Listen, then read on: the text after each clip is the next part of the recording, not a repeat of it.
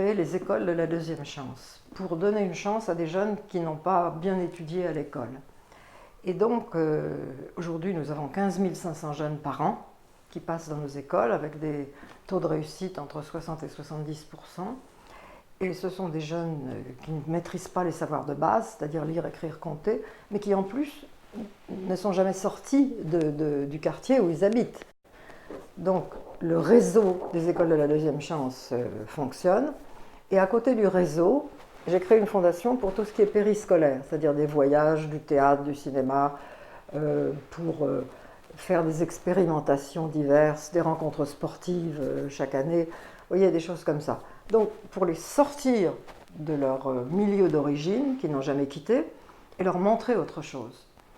Par exemple, je cite un exemple, l'école de Châtellerault que je préside, on les emmène à l'aquarium géant de La Rochelle, c'est pas cher, hein, avec un bus, c'est pas loin.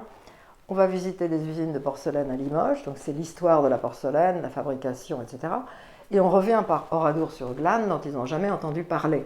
Donc c'est trois problématiques complètement différentes, mais qui les introduisent dans quelque chose d'autre. Parce qu'il faut savoir que ces jeunes, on le sous-estime complètement, comme ils ont l'habitude de ne pas comprendre, quand on leur propose quelque chose, au début, ils le refusent, parce qu'ils ont le sentiment qu'ils ne vont pas comprendre, donc ils n'en veulent pas.